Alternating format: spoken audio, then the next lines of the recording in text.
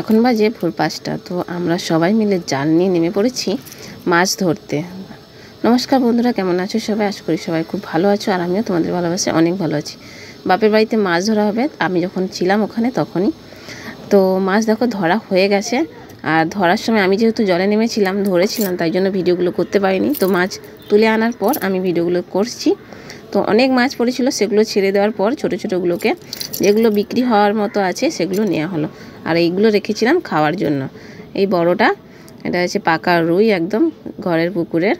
তো এটা খাওয়ার জন্য রেখেছে, আরও 2-3টে রাখা ছিল। আর এটাকে ভালো করে দেখাচ্ছিলাম, বেশ অনেক বড় সাইজ। আর এগুলো যাবে বাজারে বিক্রি করার জন্য। এগুলো আমাদের ঘরের পুকুরের একদমে, কোনো খাবার সেরকমই দেওয়া হয় না, কোনো বাজে খাবার দেওয়া হয় না, একদম ভালো ফ্রেশ মাছ। তো ভাই নিয়ে যাচ্ছে, ভাইয়ের মাথায় তুলে দিচ্ছে মা হাঁড়িগুলোকে। আর দেখেছো আমার বাপের বাড়ি ওখানে রাস্তাটা কীরকম, একদম কিন্তু কাদা ভর্তি। তো আমি কিছু একটা ফটো তুলে নিলাম, আর ভাইয়ের সাথেও ফটো তুলে নিলাম। এই যে আমি বলেছিলাম আমার মাছ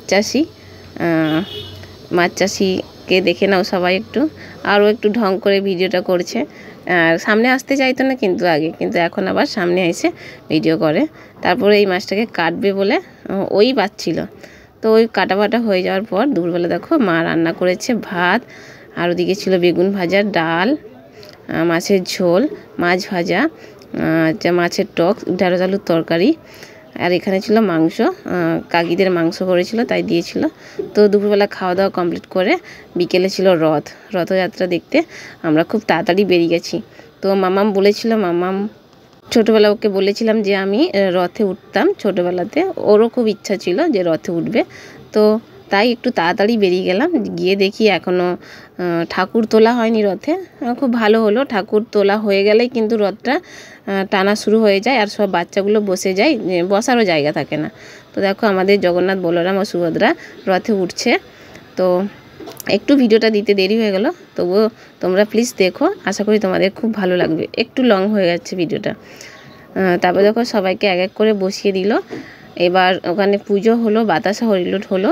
তারপরে কিন্তু মেয়ে কিন্তু বসে গেছে, আমার বাবা ওকে তুলে দিয়েছে।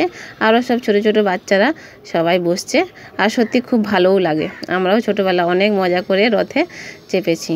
তো মামার তো খুব ভালো লাগছিলো। এই যে আমার বাবা দেখো বাতাসা তুলেছে, বাবার হাতে সব বাতাসাগুলো আমি দিয়ে দিয়েছি। এই দেখো আমাদের রথ কিন্তু টানা শুরু হয়েছে। তো সবাই টানতে শুরু করেছে, আমিও অনেক দিন পর, প্রায় 7 বছর পরে রথের দড়িতে, আমার বাপের বাড়ি ওখানে রথের দড়িতে টান দিয়েছি। তো সবার সঙ্গে দেখা হয়েছে, অনেকে ফটো তুলেছে, সেই ফটোগুলো তোমাদের সঙ্গে শেয়ার করেছি, ভিডিও শেয়ার করেছি। এটা একটু লং ভিডিও। তো অনেকটা কাদা ছিল, যেই রাস্তায় টানা হয়েছিল সেটা একটু ভালো। তারপরে দেখো প্রচুর পরিমাণে ভিড় হয়েছে এখানে, যেহেতু একটু সন্ধে হয়েছে, এখানে পুজো দিয়ে তারপরে আবার রথকে টানা হলো। ওখানে প্রচুর পরিমাণে বাতাসা লুর হয়। এই মাঠে রথটা দাঁড়ায়, সেখানে কাদা ছিল বলে এখানেই বাতাসা হরিলুট দেওয়া হচ্ছে। তো মেয়ে বউদের তো খুবই আনন্দ, সবাই নাচানাচি বাজনা বাটি সব করে নাচানাচি করে একদম রথকে নিয়ে আসলো মাসি বাড়ি থেকে। তো তারপরে দেখো আবির দিয়েও খেলা শুরু করেছে, সব নাচানাচি করছে। এগুলো সব আমাদের বাপের বাড়ির ওখানে সব পাড়ার ছেলে। আর এদিকে দেখো আমাদের মেয়েদের ডান্স শুরু হয়ে গেছে। আমাকে তো টেনে সবাই নাচতে বলছিল, শুধু আমি ভিডিও করছিলাম বলে তো করিনি। তারপরে কিন্তু ভিডিও শেষ করে আমি নাচ করছিলাম।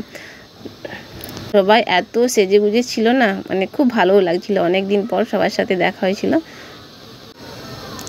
চলো তোমাদেরকে আমি আমাদের রথের মেলাটা একটু ঘুরিয়ে দেখাই। এখানে অনেক দোকান বসেছে।